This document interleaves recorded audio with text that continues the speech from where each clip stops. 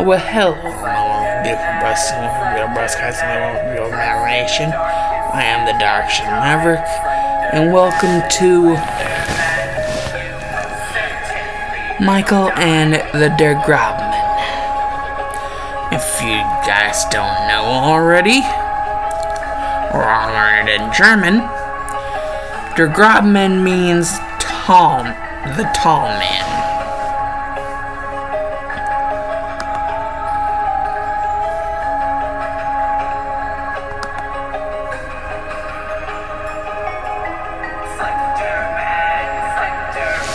Not tall man, the tall man. Yes, it means the tall man. And for those of you that don't know, or just have lived in a rock for however long, under a rock, the tall man is one of the titles given to Slender Man. Yep. Der Grobe Mann is basically German for the tall man, one of Slender Man's many titles. And since my real life name is Michael, I thought I'd base the character off of me and, some little adventures with Der Grobe Mann. Because, since I am part German, it is fun to explore some of my heritage and the fact of using that specific name in that specific language. So instead of just Michael and the Tall Man, Michael and Der Grobe Mann.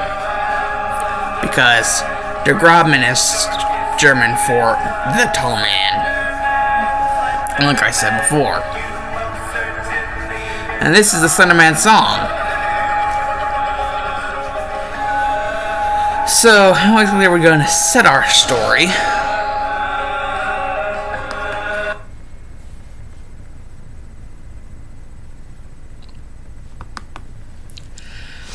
Well, like any good story, it has its humble or not so humble beginnings, depending on how you feel about certain things.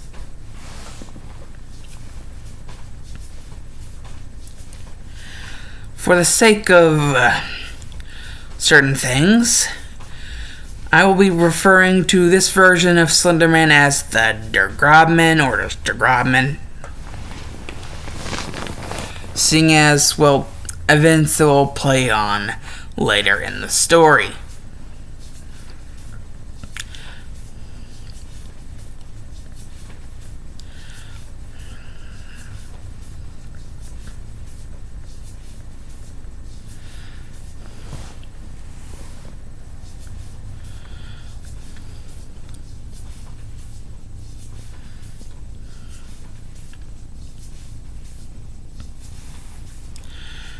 This is merely chapter 1 through 3.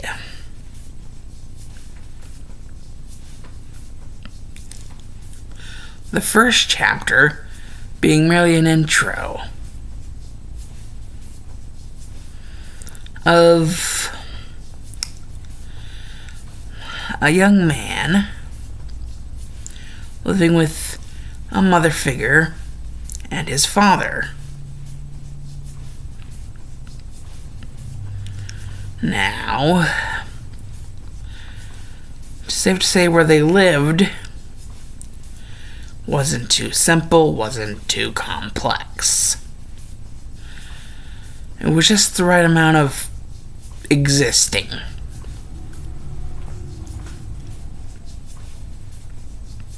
Nothing too big, nothing too small.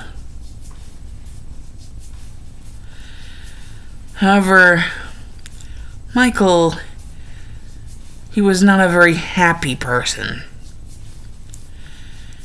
He liked to, mask this, but for anyone who truly knew him, they knew him as not a very happy person. At least not all the time. And whenever he got unhappy, he got really unhappy. sometimes to the point where it just seemed sad to watch.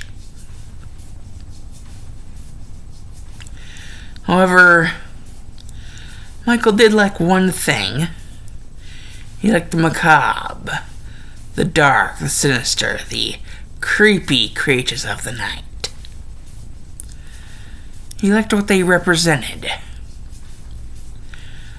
A side of humanity that humanity itself did not explore.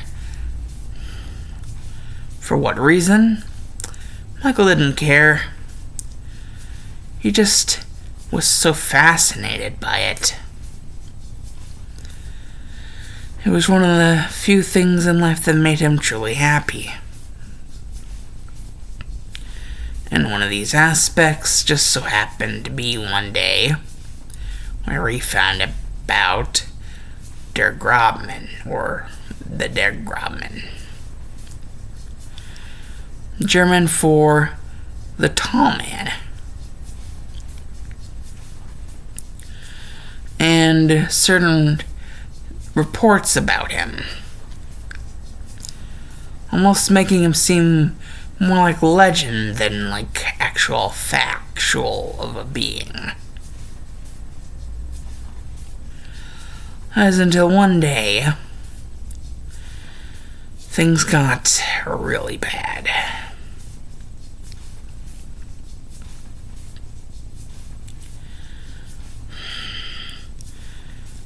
Michael doesn't exactly remember how it happened, just that it did, and that, because of it, he was forced to run away from his home. Out of fear of being gunned down like the rest. It was also sudden, also fast.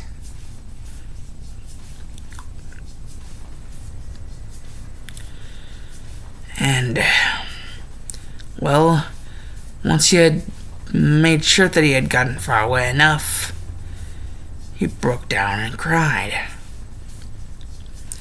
He had lost everything.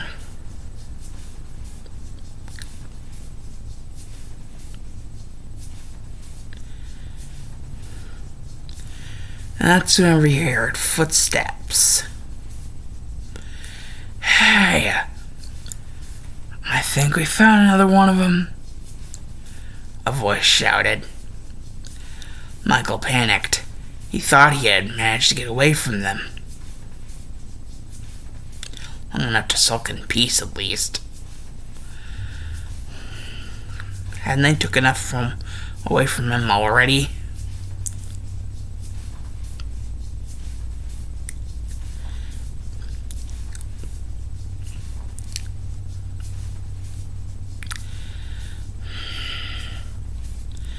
However, something happened. The next thing to happen would be ingrained in Michael's memory forever.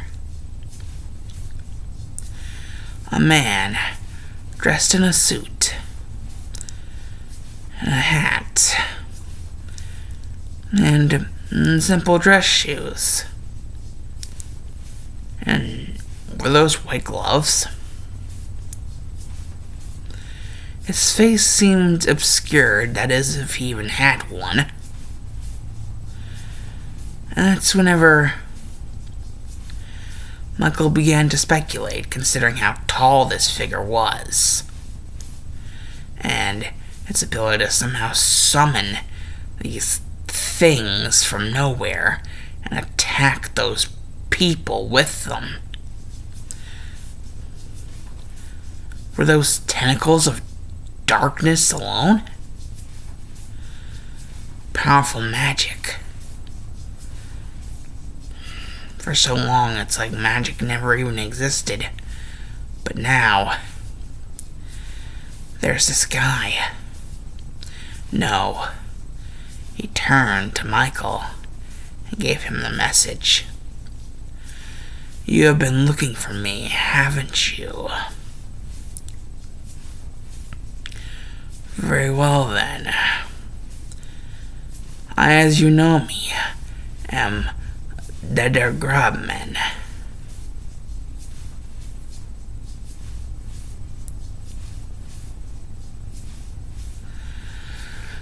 And that's when everyone was settled. For some reason, Michael didn't know why, and the Grobe Men itself didn't know why. Well, a part of it didn't know why. Took Michael under its wing to teach it everything it knew, as it reminded it of its own time in which it tried to have a family, a wife, and kids. But it had fallen from grace, once an angel, but now fallen down to the world of the humans, and cursed to live a life alone, or at least mostly alone.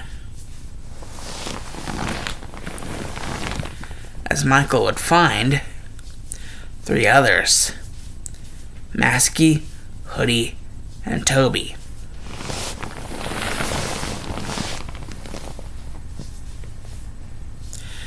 Whenever they were finally alone, at least whenever the Grobe Men trusted them to be alone with each other, in the slightest,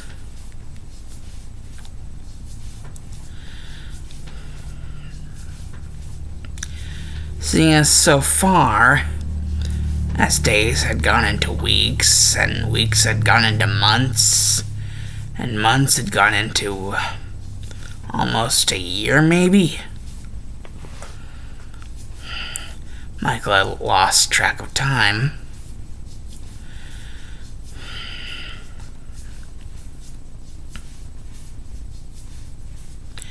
Which wasn't really a problem, seeing as the Grobe Men seemed to be all-knowing. At least, compared to him.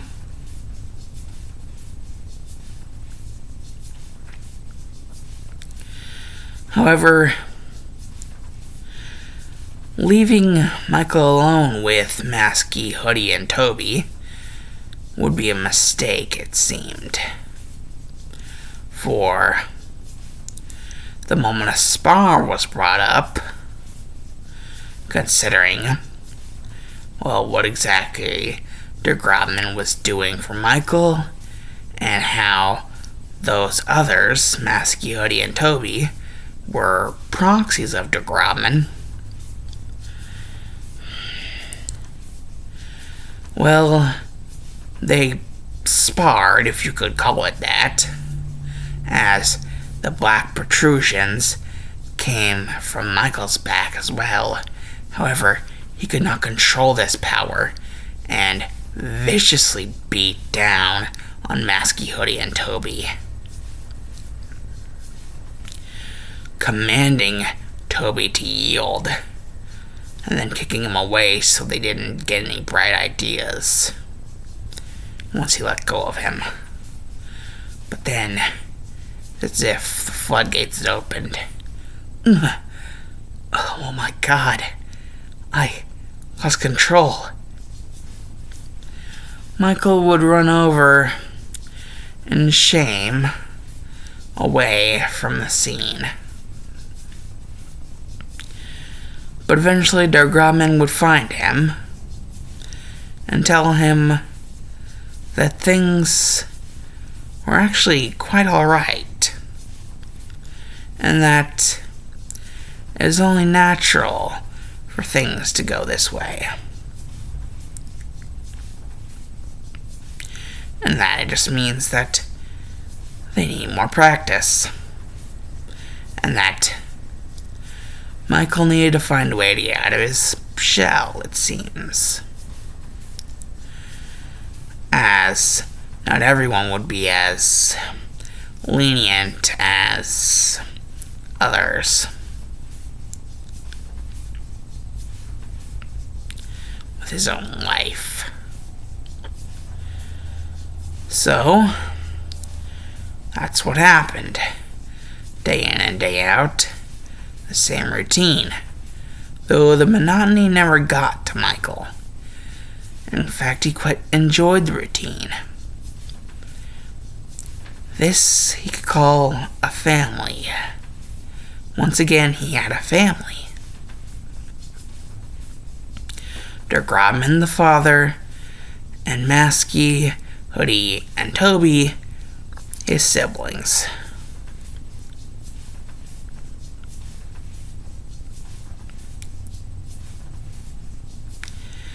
However, one day,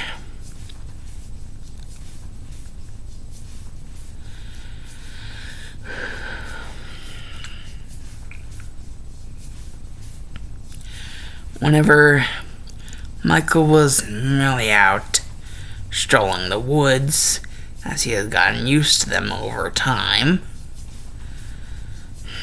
that he knew them like the back of his hand. Well, both hands, really.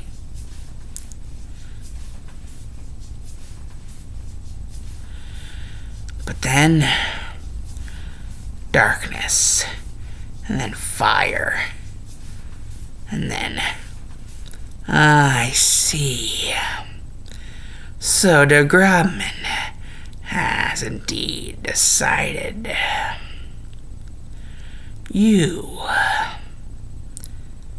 I can't allow it to happen. You must be destroyed, insolent child. For I am Zalgo.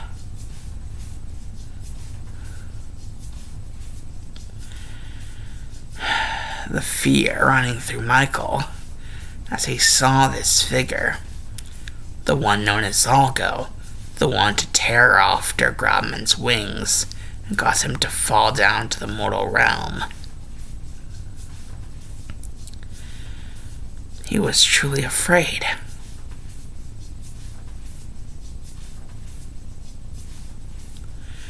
But then he thought, the link in between his family. He searched for der Grobe Mann, but he could not find. But then he felt it rush through him. He had somehow accidentally activated an assimilation spell. He was assimilating his father, der Grobe Mann. After being attacked by Zalgo, sending him flying, he thought he had died, but no, it merely instigated the assimilation spell. As, without it, he would have died. But no, now he is becoming more than even der Grobe Mann was whenever he was alive. Yes, Zalgo had done the deed, and then come for him to eliminate the entire Slender bloodline.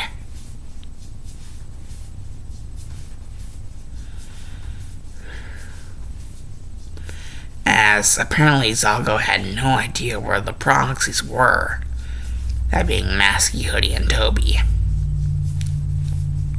Or if he did, he hid it very well.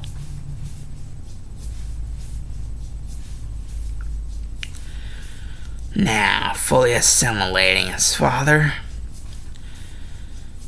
he was no longer Michael or der Grobe Mann. He was the Slender Man. And with one swift strike, Zalgo was sent flying straight through the forest. And the moment he tried to rebound to attack him, another one, this one being so debilitating that Zalgo was forced to retreat. With 2 mere strikes, he had done what his father had failed to do. This version was stronger than the original. This Slender Man had just been born.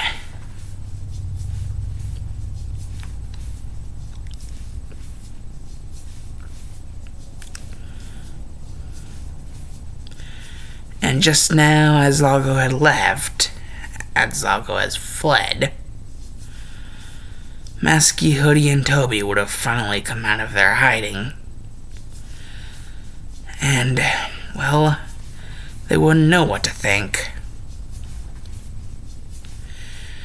On one hand, Michael, what he had turned into, not the Grobe Mann, not Michael, but Slender Man, looked even more alien to them than der Grobe Mann.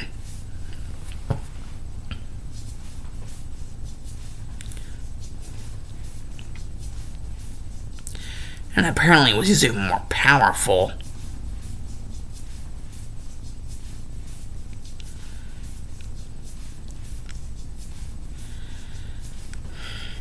And that marked the beginning of the Slender Man.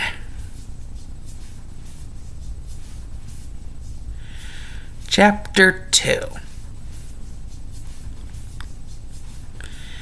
It had been a while since the beginning of the Slender Man, and many had fallen, getting lost in his woods and perishing before either him or his proxies.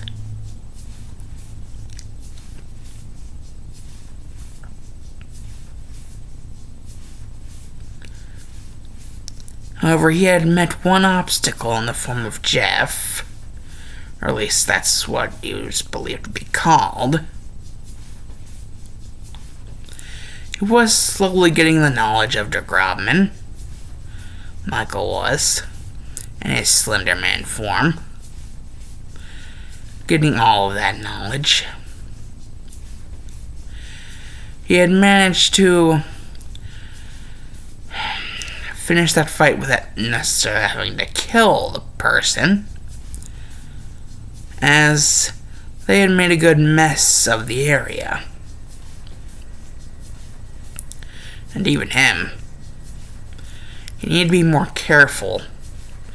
If a lowly human, freakishly as he may look, was able to do that, then that could not be a good sign. He needed to train, but he had far outclassed his proxy brethren. So, who to train with? Well, he had already known this for quite some time, but training with someone else than just training alone yielded much better results.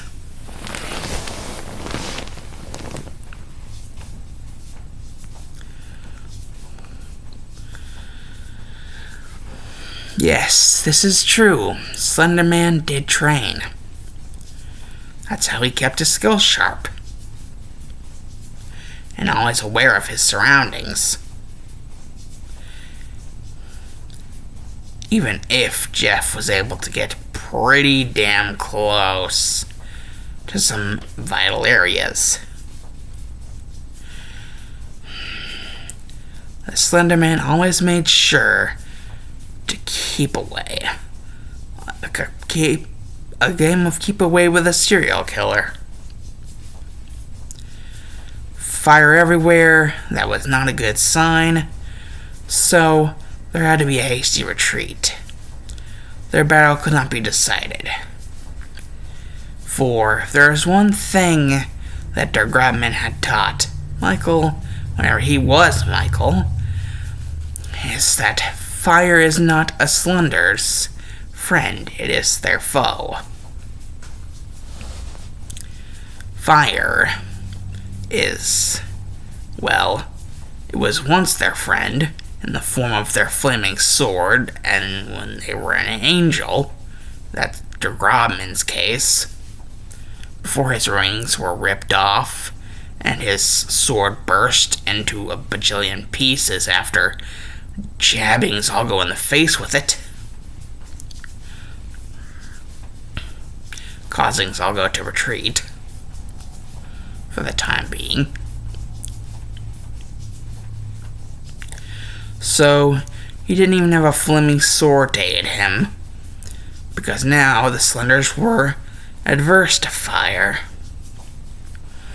Oh, he would have to do something about this. All of this. Michael would.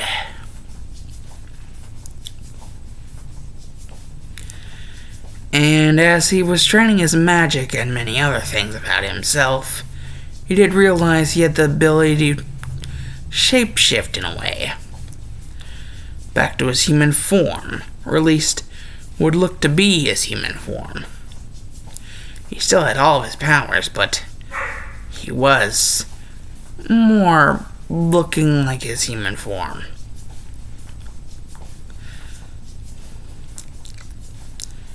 He could even play around with the size.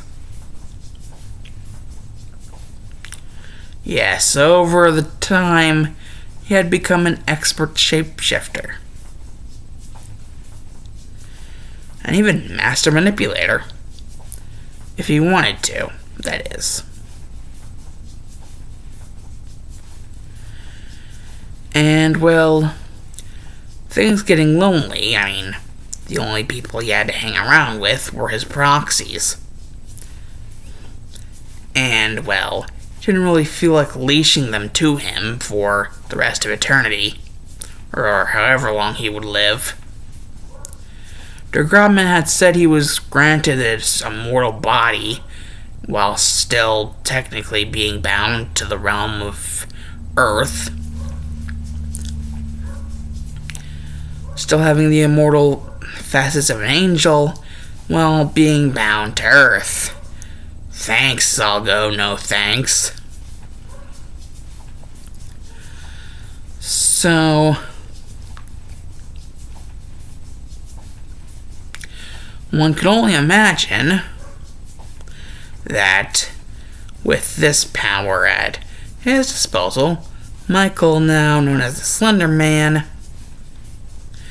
would use it oh so well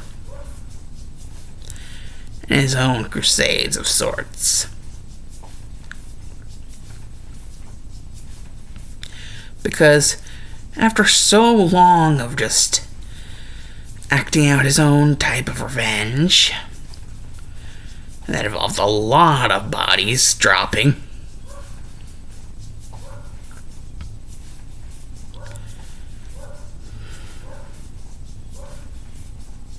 and not all of those bodies were human, mind you.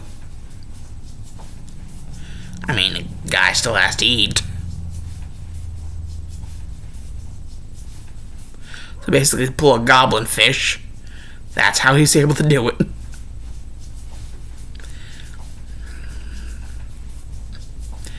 So, yeah. That's not already terrifying enough. But then, after just so long of doing the same thing, the monotony finally did get to him. And he released his proxies from being solely shackled to him. Though they could come back whenever they wished, is what he said.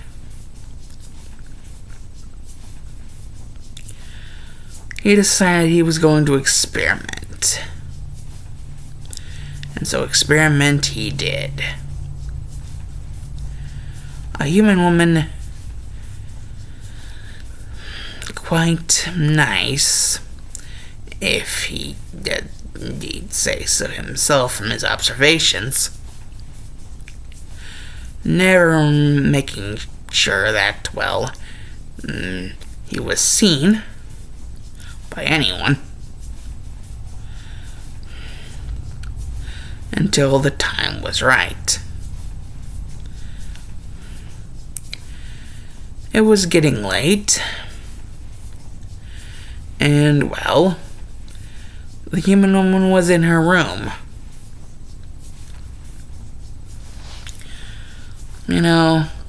Slender Man thought it would be rude to not, at least somewhat of a, letting her know that he was at least around the corner.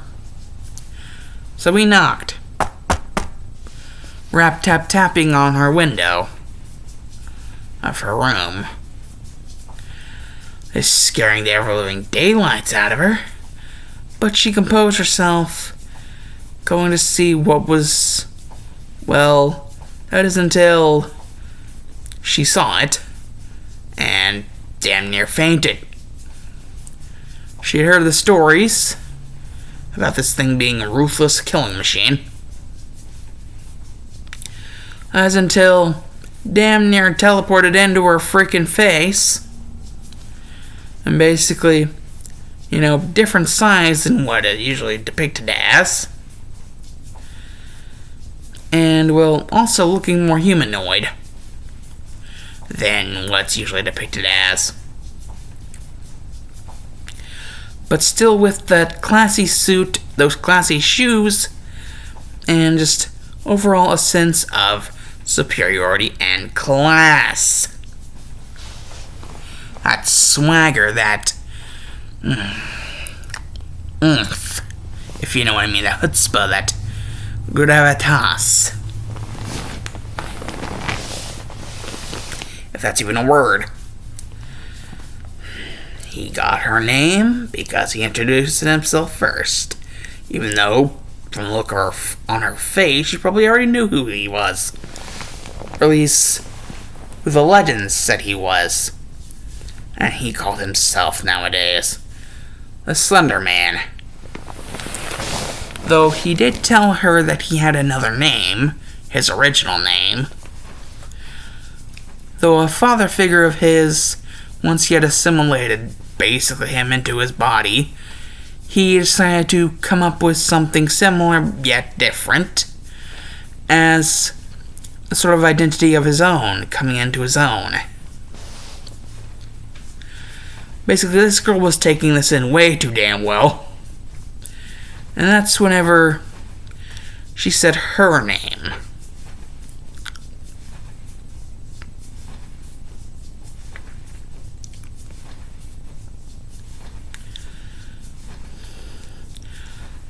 Or at least, well, she said it after saying that, first she thinks she was going to die, and then, well, this happens, and that's whenever she introduces herself. Uzumaki Kushina.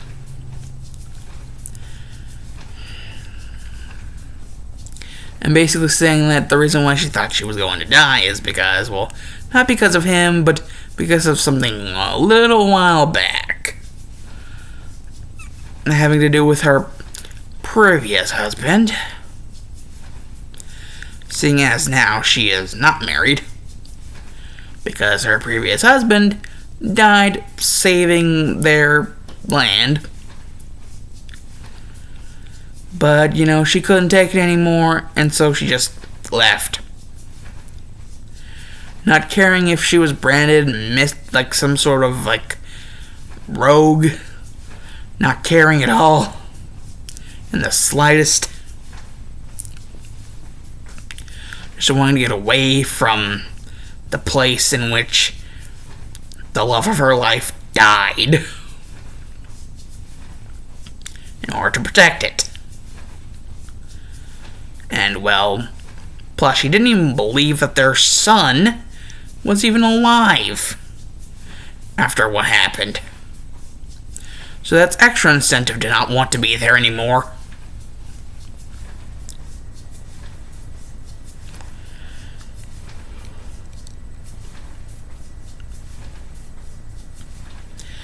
And, well, considering that Slender Man knowledge, Michael/Slender Man is like, what if I could tell you if he was or not? After all, you said you know the legends. Don't some of them say that I know everything? Or at least that was your Grobe Mann. I'm slowly assimilating everything, including its knowledge. So yes, soon I will know everything. But right now, I do indeed know about the status of your child. And that You needn't worry yourself. I will take care of the problem. Post haste.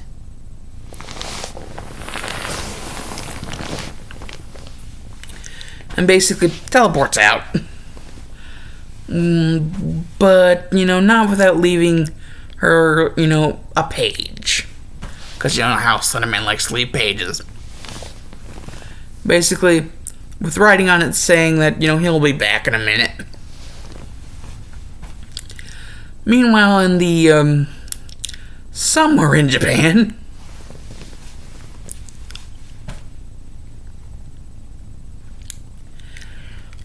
there's a boy basically being hunted down by a bunch of drunken people. And, the military/militia of their land. Which is so totally unfair.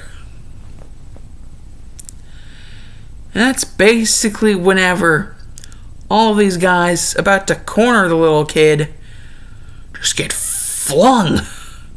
And basically whenever they look up to see what the hell just happened, like what did that?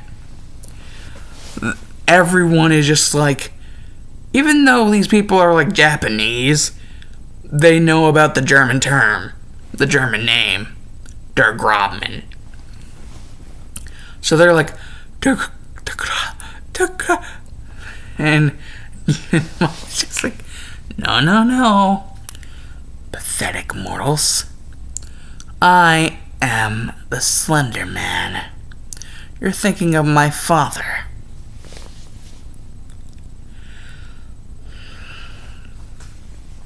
Though I assure you, for what you are trying to do, you will not have a pleasant fate. And, well, one brutal massacre later, a bunch of people trying to kill a kid who doesn't really deserve it. Basically, tentacles jut out and around the little kid, and basically, a hand on his head, just like, now, boy, please. I bet you know from now that I am the Slender Man.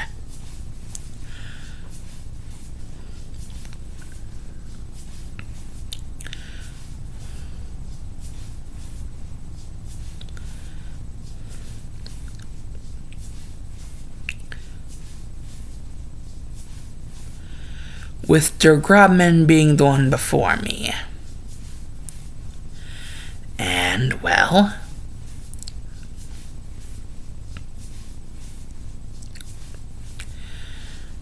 that means, and the kid's just like, you introduced yourself, my name is Uzumaki Naruto. And Slender Man is just like, of course. After all, you are her child. Why not? After all, if you have enemies, don't want them knowing about you having a kid. That is the one smart thing that man did. Never mind. Little boy. Are you aware that one of your parents, one of them, is still alive? I don't know how, but she is. And immediately the kid's like, wait, she isn't my mom? My Kasan? And, Slenderman is just like, yes, I believe that's what you call this land. Kasan, yeah. Yes, indeed. Your Kasan is still alive. And our name, Uzumaki Kushina.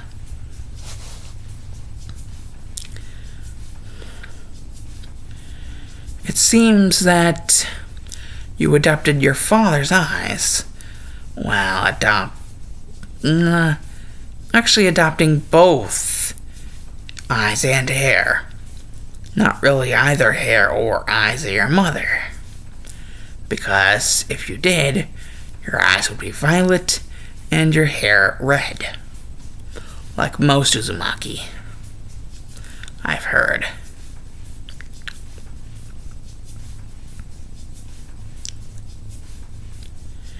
And so it seems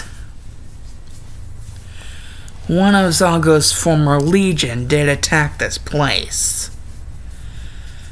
A rebellion against that bastard.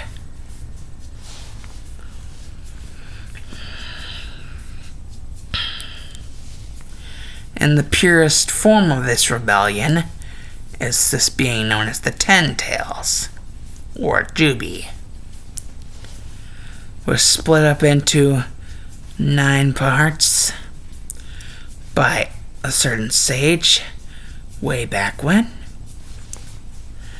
And one of the most rebellious out of the split parts being the one that attacked here. And basically the kid just being like, wow, you know a lot. And, just like, I am the Slender Man. I know everything. Now, let us get to your mother. And, Naruto's just like, where is my mother? Where is Kasan? And just like, sometimes just like, if I remember correctly,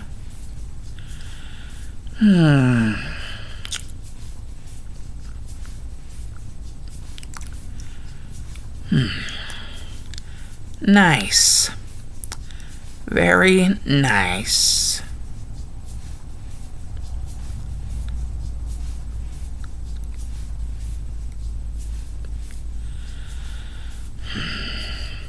Der Grobe Mann was the German name for the tall man, and it seems Germany is also the place in which I found your mother. I guess I must not have been paying much attention to my surroundings. Silly me. Yes, that's right. Dude was literally scouring the forests of Germany and found Kushina. Yeah, she literally went that far away. She's like, oh, nope, none of this. Going to freaking Europe. Because, yeah, Germany's in Europe, guys. Just letting you know, geography lesson. Free geography lesson. Germany is in Europe.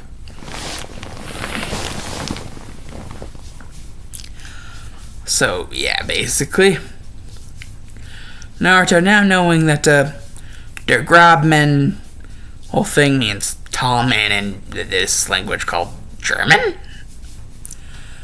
And basically, Slenderman telling him German is like Germany because Germany is a place inside this place called Europe. Europe is a continent, making Germany a country. And Naruto understands at least that much. So he's basically being taken to this other country, other nation. Not just that, but other freaking continent. To where his mother is, apparently. She fled that far away. She wanted that much less to do with this place after what she had believed both her husband and her child to be dead. But only one of them seems to be dead. For that to be the truth, at least.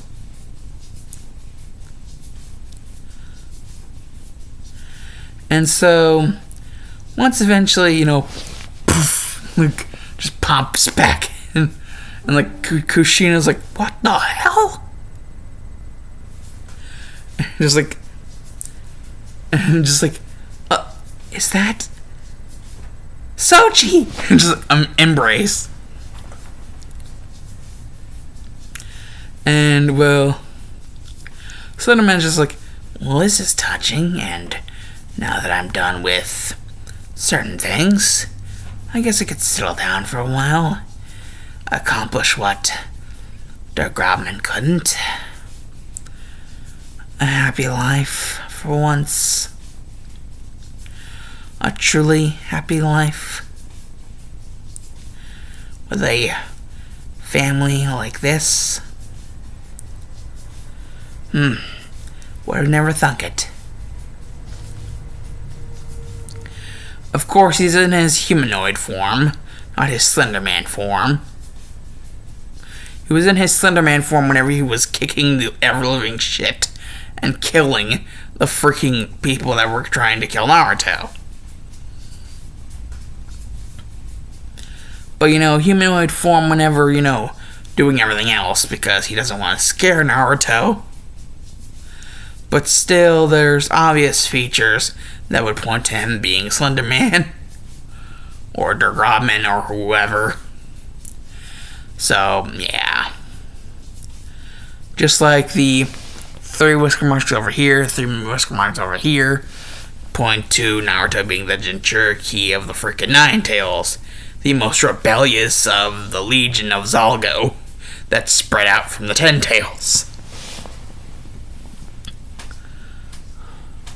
And apparently, the reason why Naruto is Jinchuriki is because this in particular member of that specific legion is inside of him. He contains it.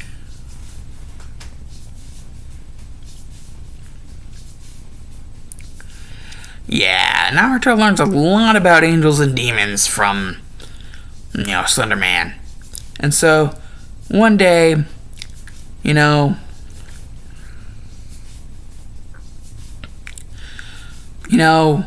Slender Man thinks Kushina is looking extra sexy today. And, Naruto isn't around, so he just decides to materialize something. And just even though he's getting down on one knee, he's still taller than her. Because remember, this is Slender Man. So even getting down on one knee, he'd be taller than her.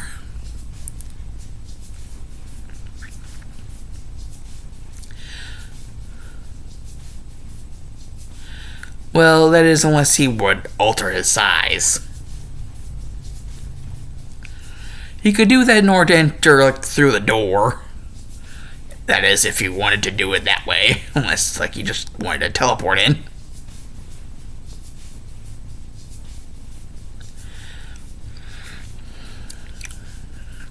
And considering he's kneeling down on one knee, you know what's about to happen. Yes.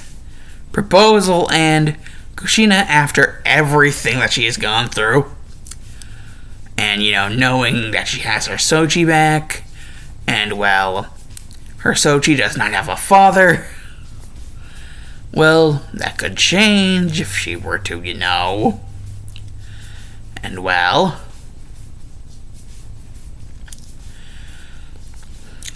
a year later, after getting busy, as Syndrome would say from The Incredibles.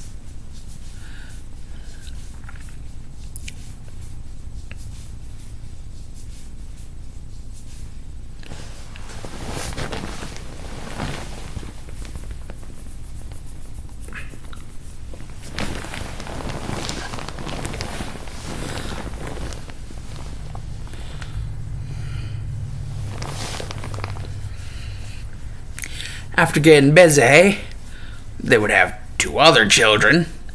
One of them a boy, one of them a girl.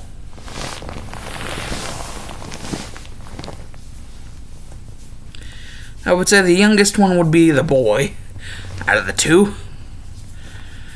The boy would be Azriel, and the girl would be Monica.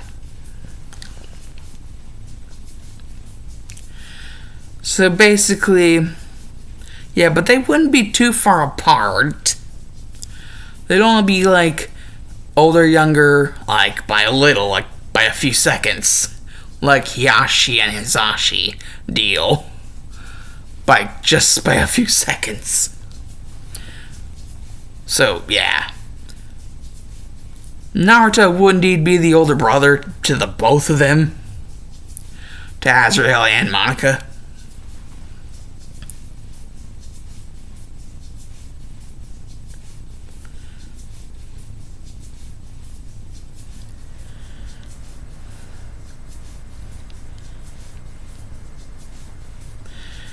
And seeing as there's sort of this like bloodline trait thing flowing through Azrael and Monica that Naruto doesn't have because he had a different father. You know, this upsets Slender Man.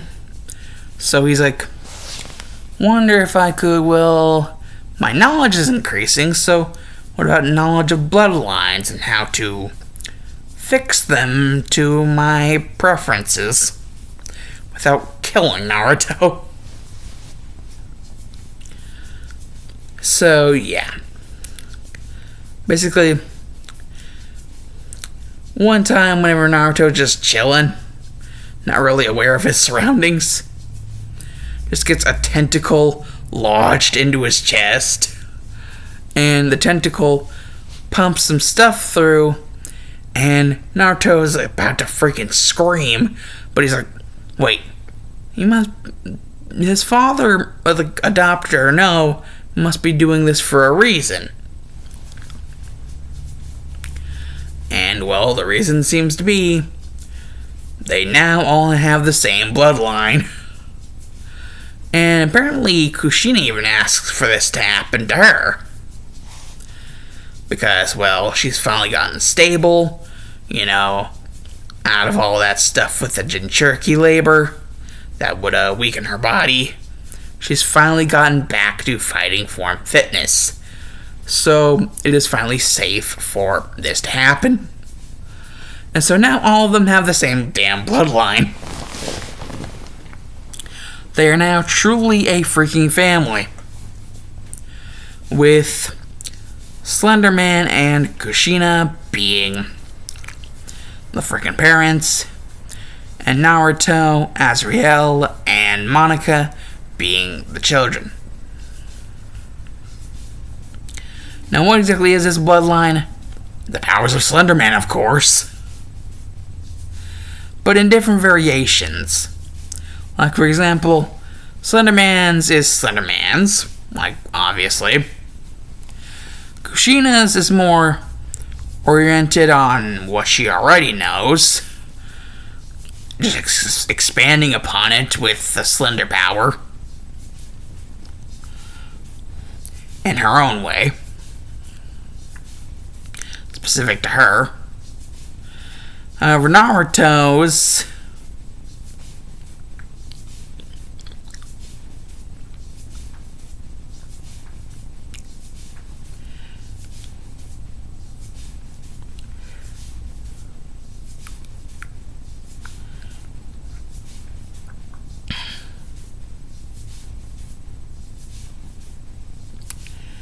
basically the male boys of the family, and then there are the female girls of the family, like Naruto and Azrael, and there's Monica. Basically, Naruto and Azrael have the same damn thing. Basically, have this Slender Man, Simshaku Maku, basically Slender Man, Dead Bone Pulse, like Kimimara's freaking bloodline, but Slender Manified. That's basically what they have. And Monica, what she has is the more reality-breaking aspect of Slender Man's powers. But also with a little bit of that Shimshakumaku.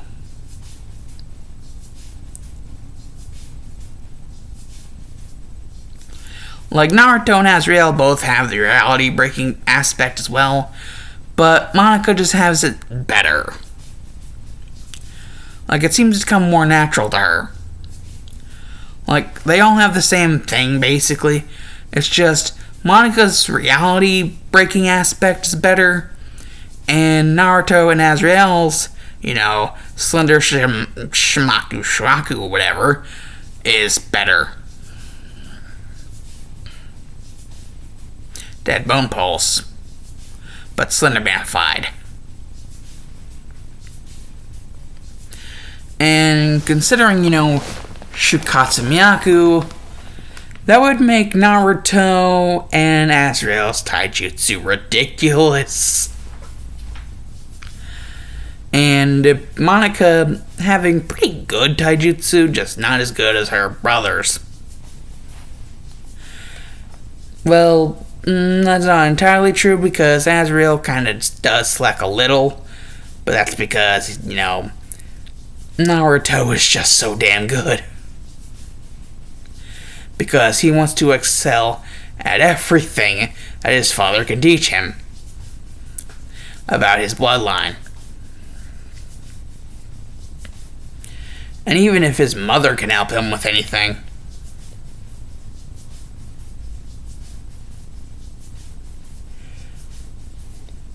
Because he even has some aspects of the chakra chains of the Uzumaki clan.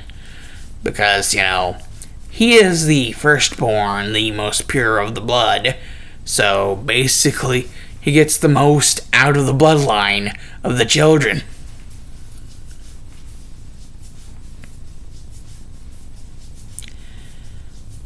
And even the dense chakra, the longevity, all that shit. Like, the dense chakra and the longevity, like, Monica and Azrael both have that as well, but not as much as Naruto. Naruto is just a tank, a force to be reckoned with. And let me tell you this, Naruto is only 12. Azrael is 8. And Monica is freaking 7.5. About to be 8.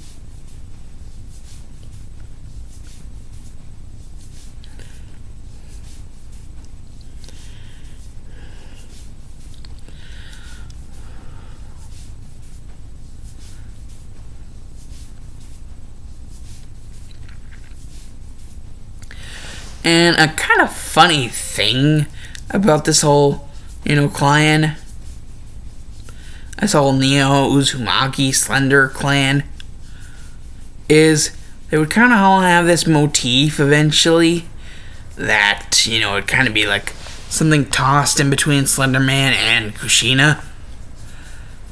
Kind of have their own little suits. Not really little, but, just suits. Slenderman being Slenderman, having his suit. Kushina basically having, a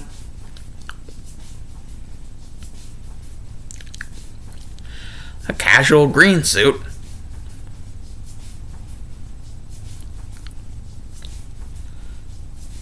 With some tan in there.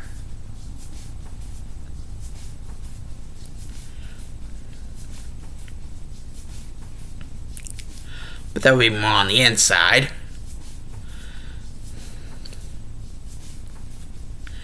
And Naruto's would be, basically all the ties are the same color, black.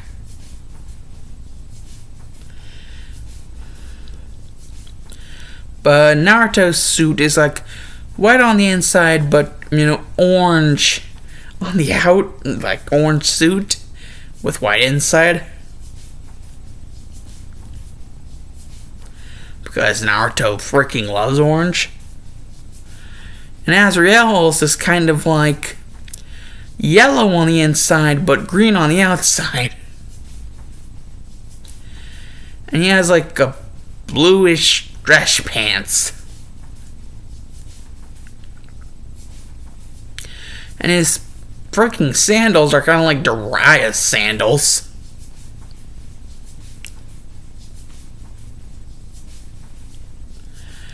And for Monica wears a red suit with pink inside. Remember, all of their ties are black.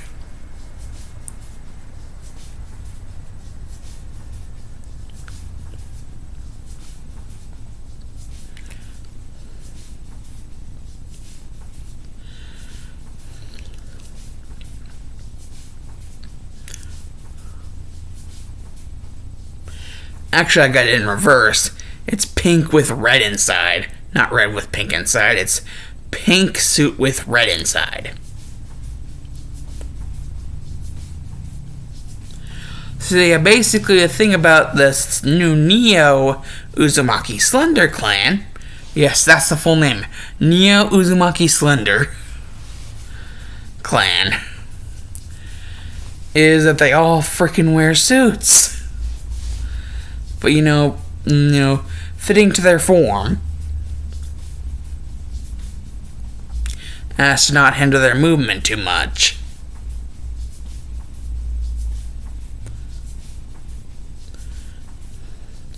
By the way, Monica is kind of wearing like ninja high heels. And so is Kushina, but hers are a little bit less obvious. Though Monica's aren't too obvious, Kushina's are a little bit less obvious than hers.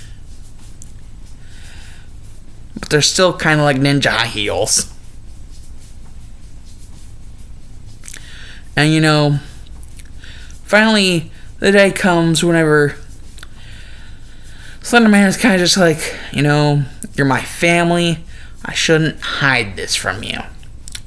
And so he shows his true form to all of them. And Kushina's like, she already knows about this shit. And Naruto kind of knew. But Monica and Azrael, they're kind of not exactly shocked, but they don't really know what to think. Because it's their father. They love their father. But,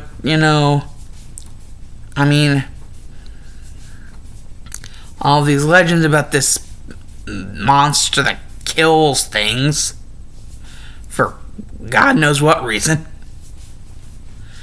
And, Slenderman being like, yes, that is kind of what I do. But, it's part of me. It's what I am. And if you think less of me for it, I won't blame you. And then Naruto, Azrael, and Monica just all swarm their father with hugs. And they're just like, are you kidding? We love you, Dad. And Kushina just like goes to hug too, and is just like, honey, you think way too less of us for us to just dismiss you just like that. We're all a family, remember? Oh, and by the way, for keeping this from you-know-who for so long, we are going to have some little bedtime sparring, if you know what I mean, tonight. Nothing too hazardous, just bedtime sparring.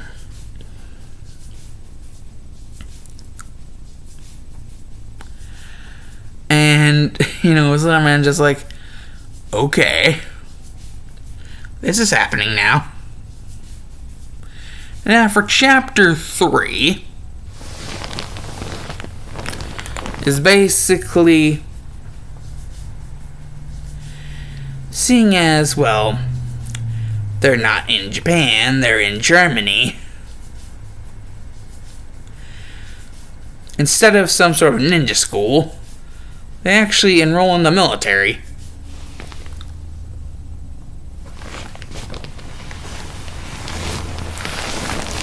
Well, they enroll in different parts.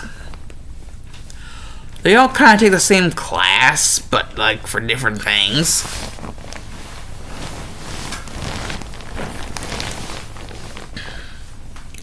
Naruto straight up wants to become a freaking soldier, freaking patriotism to his country. Because, the Germans actually treat him right. He's treated right in Germany. Not like whenever he was in Japan.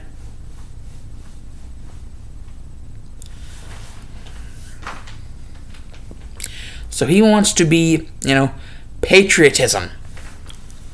And so he's a frontline soldier time, assault force.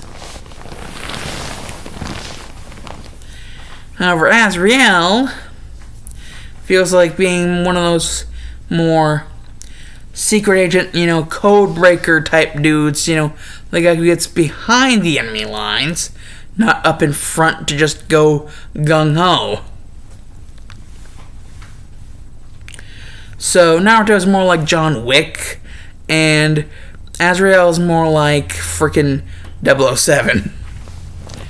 If that analogy makes any damn sense whatsoever. However, Monica,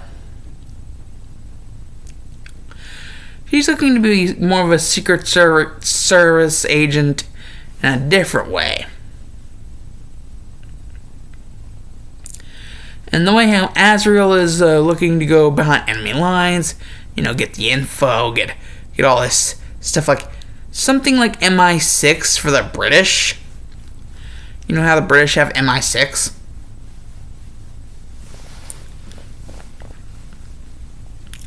Yeah, that's kind of what Azrael's going for. But that's not what Monica's going for. She's going for something a little bit more discreet. Like, even more discreet than MI6. She's kind of going for something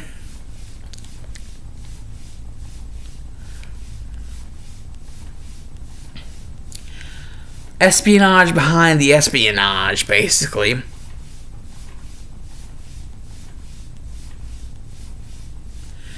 Not really assassination, but she will be going behind the enemy lines. But not, up in front type, going behind the enemy lines. She's not going to go physical. She's going to take the less traveled route in the terms of patriotism. And while Azrael isn't exactly going up in front and patriotism, rah, he's still, assassination, Secret Service, all that shit. But, Monica's going even more discreet than even that. But not exactly to the point of MI6, but, in a way in which, I guess they could both be considered MI6 eventually. Or at least MI6 level. Because MI6 is Britain. MI6 is Great Britain, and this is Germany. So yeah, basically something along the lines of what Germans would consider their MI6. Their version of MI6. So it's like two sides of the MI6 coin. And Azrael's on one side, and Monica's on the other side. One of them is taking more risks than the other. And Naruto just does not give a fuck. He is going patriotism mode. And not just that, but if there's somebody who needs help, he will help them. And if he has a vendetta, he will clear up that vendetta real good. Real nice and sweet. So yeah, we are at chapter 3 right now. And currently, going through the first few days of anything, really. They're more or less going through the first few days of preparing.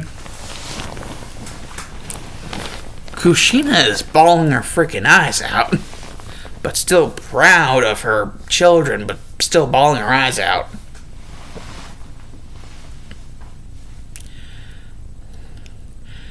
And Slenderman's just like, as long as it doesn't get to your heads.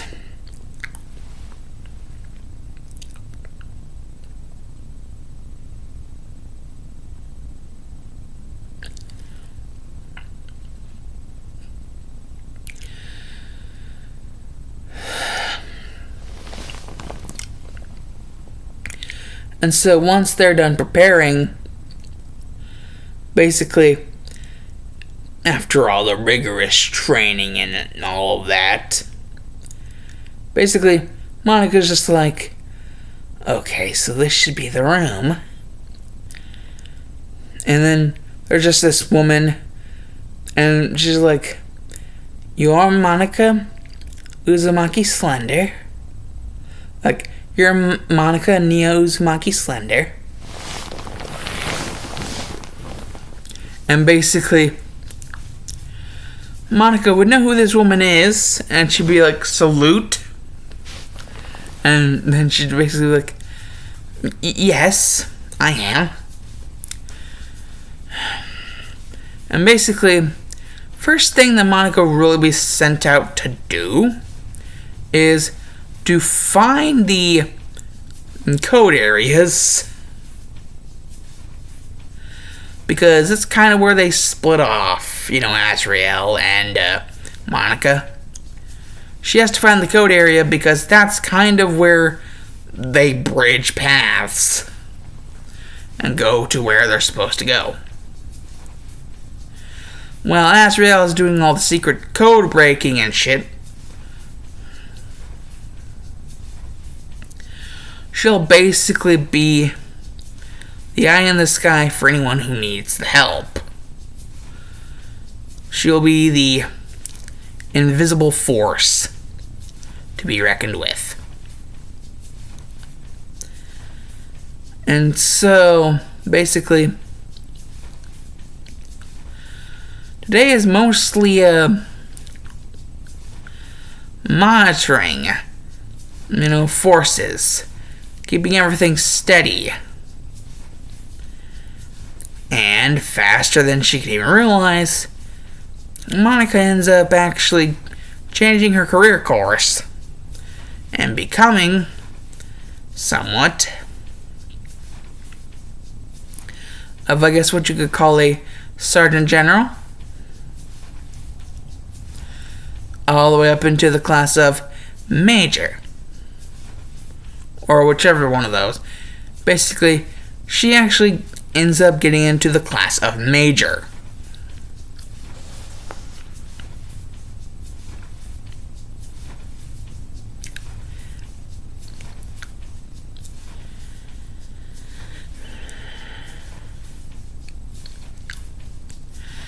And basically, all these soldiers would be up in this line, and she would be like, well, things didn't exactly turn out how I thought they would, but that's besides the point.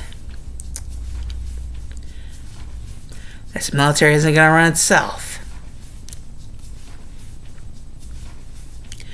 And so as major, she does everything that the major would do.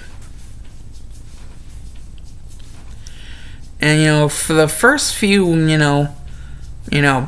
times, there's not really anything bothersome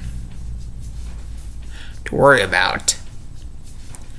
And with Azrael, we have him basically,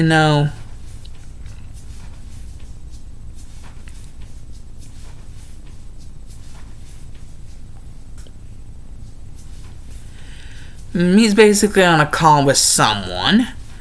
We don't know who, but we know he's on a call with someone. Basically, about something about assisting, the Americans with, fighting off the Russians, in the territory of the Ukraine. Assisting, aid. Or if they just need to tell the Americans to back off because this is the Ukraine's war. And that since they're more close to the Ukraine, or ish close, they'll probably be the ones more likely to actually officially help.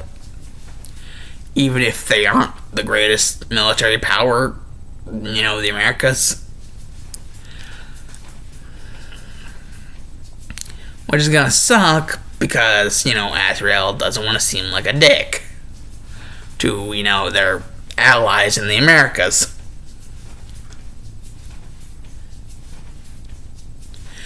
So Azrael was just like, the Americans, they're doing this again. Listen.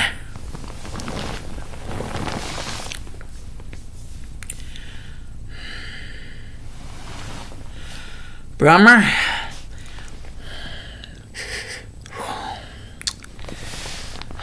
send me a jet.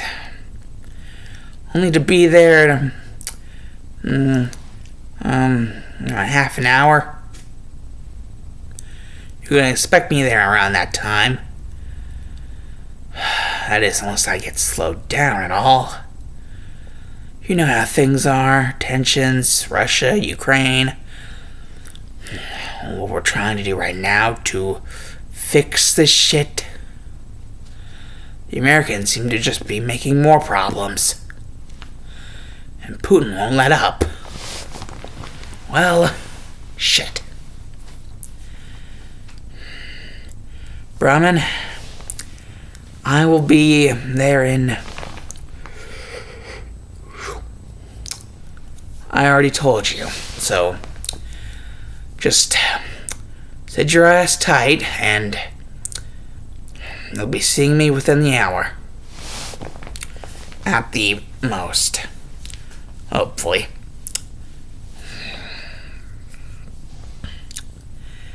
And out. So we know that this person at least has the name Brummer in their full name.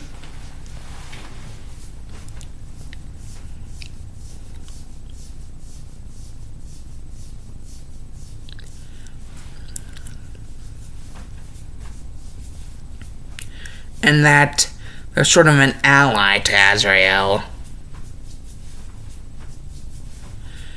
And well, as Azrael is basically, he's getting flown over.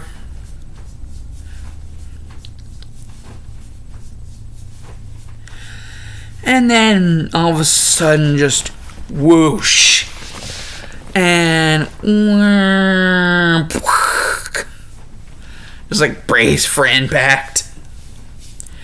Yeah, Russians patrolling the area with missiles. But good thing for Azrael, he's redonkulously durable. With or without armor.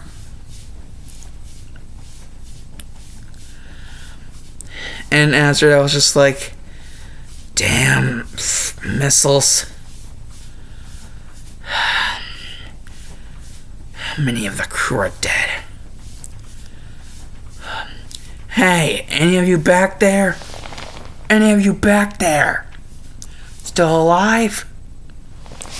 Azrael basically just hears some people say that, some people did get, critically wounded, but no one seems to be dead. Well, they could be dying, but not dead.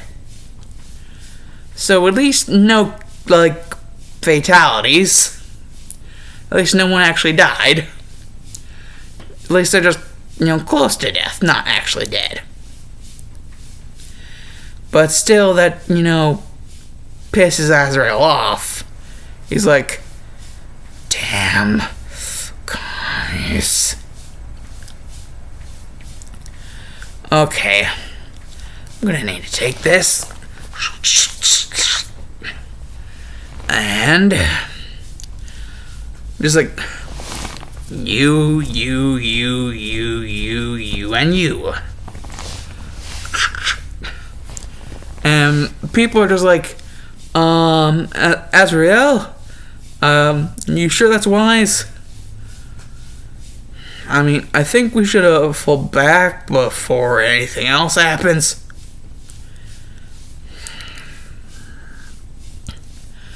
And Azrael's just like, shut up before you alert. Damn it. I just see some people and just like, well, this is what I was trained for. Here we go. Yippee-ki-yay. They just blow some people's heads off.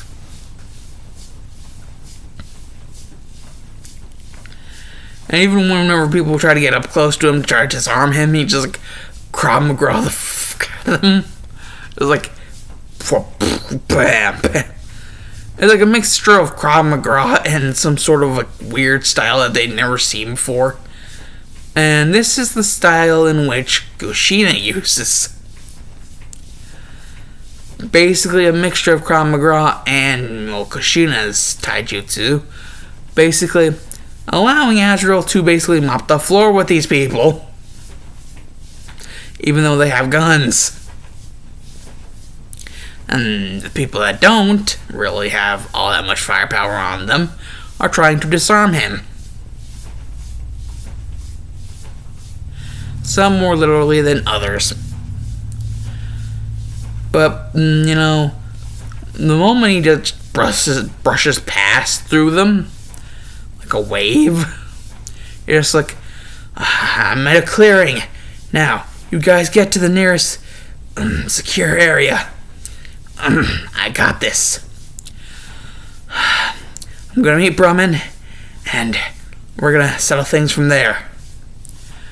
Should be able to get communications with bro. And well, eventually they land in some sort of area in the frickin' Ukraine that isn't occupied by Russian soldiers.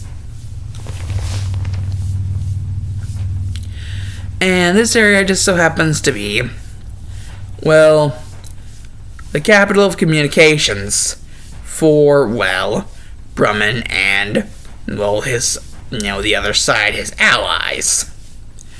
Otherwise known as Azrael's men. Azrael and his men. So basically, Azrael and his men are allies with Brahman and his men. And so basically, that's basically their tower of communications, where they basically sort everything out. And can also do long distance calls, but that's more risky considering, Russians everywhere.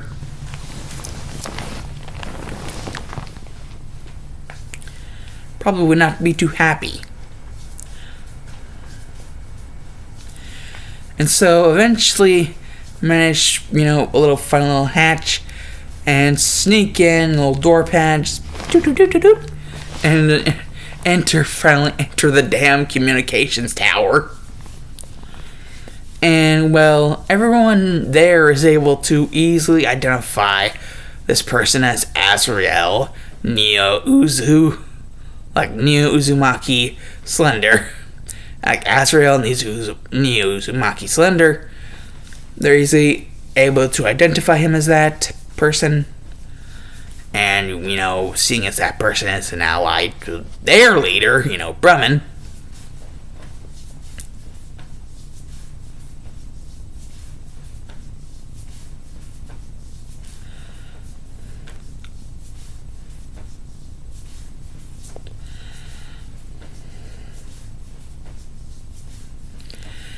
And, well, basically, whenever he gets in the room with Brahman, and it's just like, fuck's sake.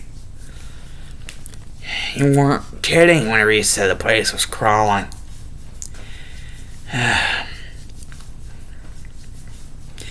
So many years of training, and I still didn't even really understand what that was. Until I got into the thick of it. Well, at least now we should be okay. At least hope they don't find the escape chopper. Or the satellite dish to the communications tower. And Brahman's just like, oh yes, my fellow man.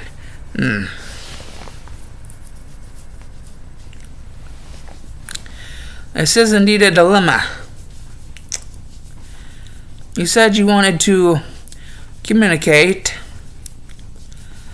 Serial number? And basically, just hands him over the card and just swipe. And just like, identification? Your brother. I see.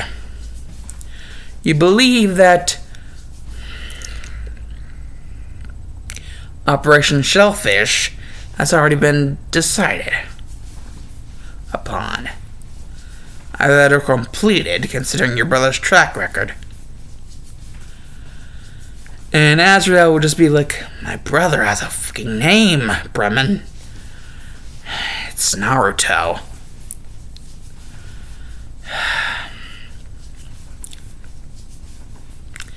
Anyways, sorry about that. Just high-strung here. Anyways, are we... And just be like, God. Well, that's what happens whenever you put a communications tower so close to home.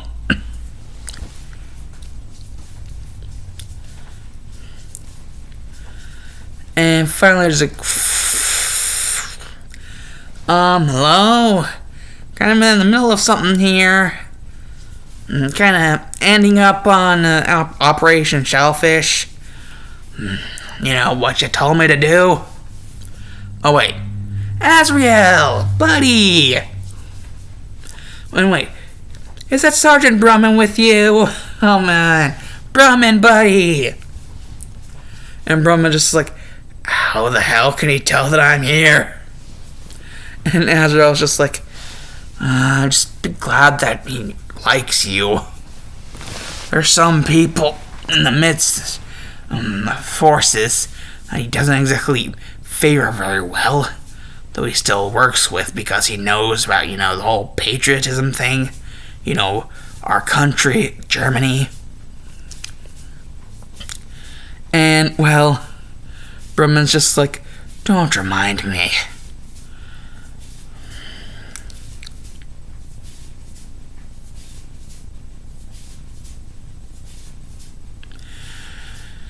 I just hope those soldiers don't find us and end the call prematurely. Just waves down the cards like, and Naruto's just like, oh, that. Well then, Operation Shellfish truly is a go. And finished. Your side and my side. We managed to secure operations and territory. Just like we were ordered to.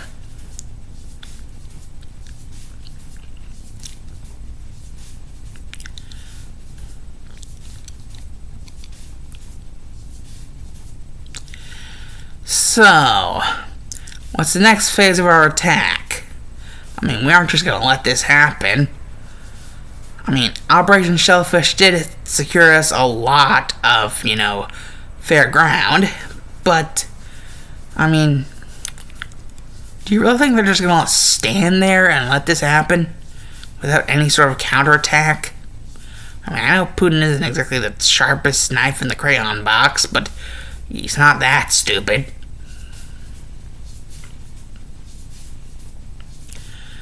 And, well, Azrael's like, and that's what I'm worried about. And Broden will just be like, that's my line, Azrael.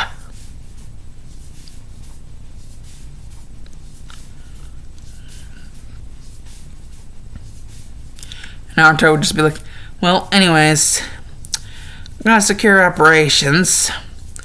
Well, what's left of them? Shellfish is a go, and secure. Now all that's left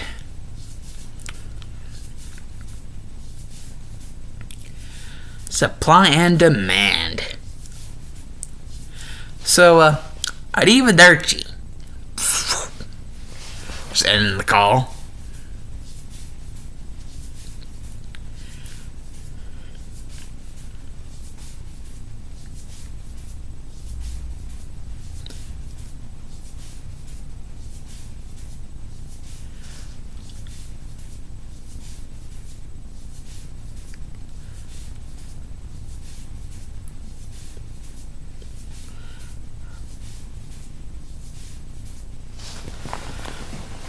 And then there's just like a call intercepted. It's like, hey, you might want to look at this. And Brumman's just like, Kristoff, what could you be doing with the communication tower's link? And this Kristoff guy is just like, well, if you really want to know, check this. We're not alone here. That wave wasn't the only thing that they had prepared. And the communications tower is in grave danger. And you are too, as long as you stay in there.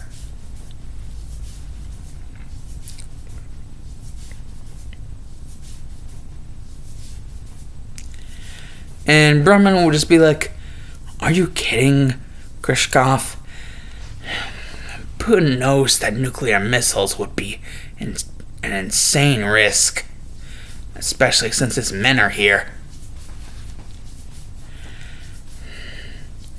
And Kristoff would just be like, not nuclear, but definitely nothing that would allow the tower to stand the test of time anytime soon, if you know what I mean. And Azrael is just like, so he actually fucking did it. Well, I wasn't I wasn't really planning on packing up for cold weather, at least as cold as it would be if I went there. But it looks like I have no choice. Kristoff, please update Naruto on my departure and where I'm headed. I would at least like to have the insurance that he would know if he were to need to back me up.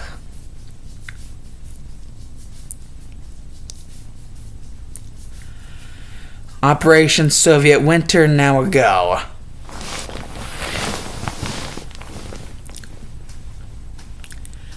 And at the mention of this, like Operation Soviet Winter, like Brumman is like, are you insane? At least let someone go with you. And Azrael is just like, Brumman, I can handle it.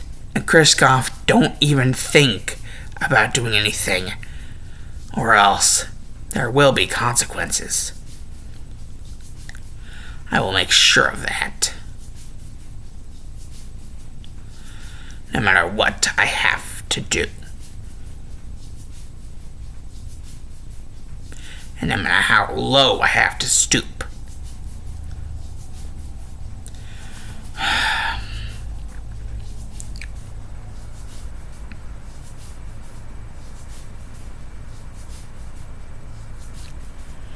They call it the axle. Or axis, as, they prefer to. Soviet Axis.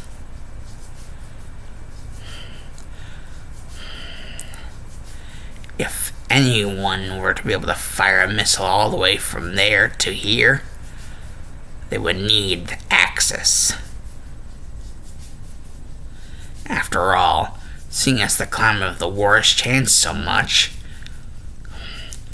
Putin is pretty much crippled unless he plans to use the Axis.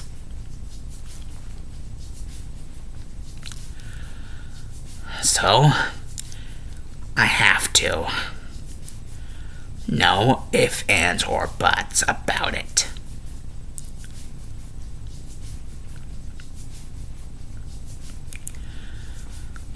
Well,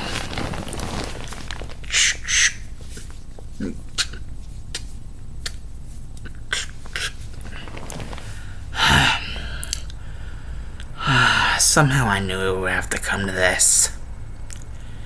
Enemy territory. Well, it's been nice knowing you, and if I never see you again, Brumman, Kristoff, You've both been great friends for me. And tell Naruto and Monica, and even my parents, that I love them. But no one else can do this. The Axis must be destroyed. Or at least hindered in some way to where someone can get in there to destroy it later on. Without the Russians being able to stop them in time. I will have to be that person. I will have to be the one to either cripple or destroy the Axis.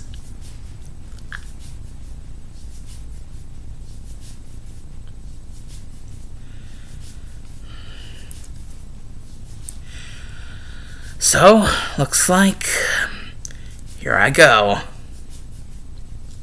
Then all of a sudden, whoosh, I got a communicator of some sort. You just hear, "Oh no, you don't. I'm not leaving you to just go out into the walls." And, Azrael would just be like, "Monica, you heard everything, didn't you? Damn communicator never working right. If I wanted to. Fine. I'll let you be my intel gatherer while I go deeper into the levels of the Axis."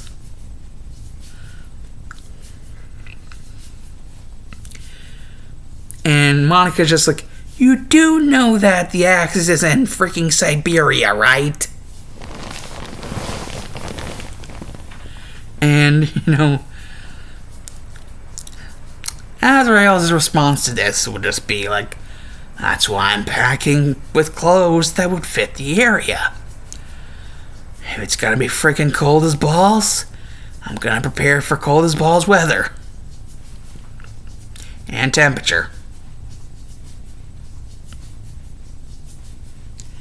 And use actual good guns for that type of scenario.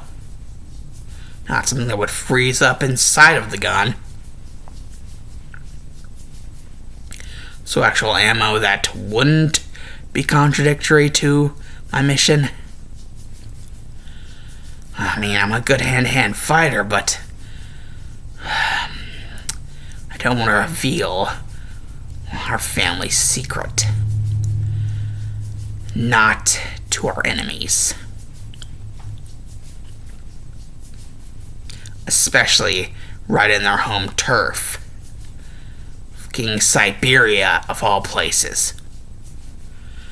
And straight in the middle of the fucking axle. Or axis.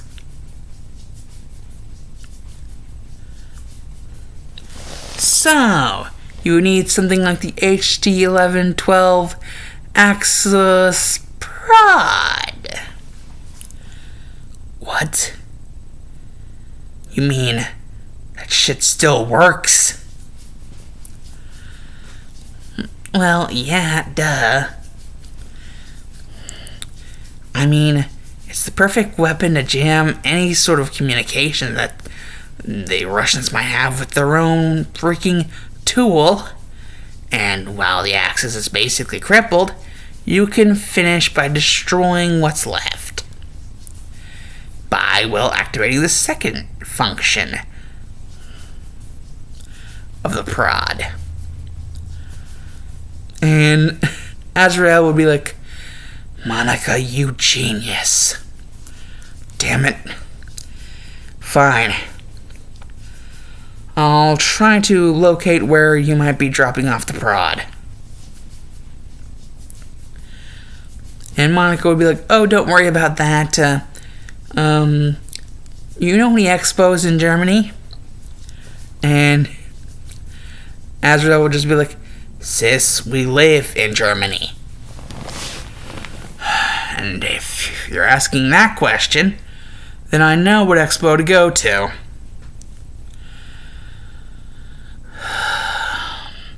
"321. Hilarious, sis. Hilarious. And so basically, after going to 321, that expo specifically, and getting the prod in order to dismantle communications and then completely destroy with a section functionary thing of the prod. Basically, now you just have to get to the point to where you can put the prod in. And that's after getting through all the Siberian freaking tundra or whatever kind of climate it is. I just know it's very cold and not very pleasant. Unless you're a Russian who basically lives there 24/7. So at that point, you basically got used to it. And with all this training, Azrael has pretty much trained himself to be used to pretty much any climate or any sort of situation. And with the communications with his sister Monica, oh yes, this has just gotten much easier. Chapter 3, now done. Adasses.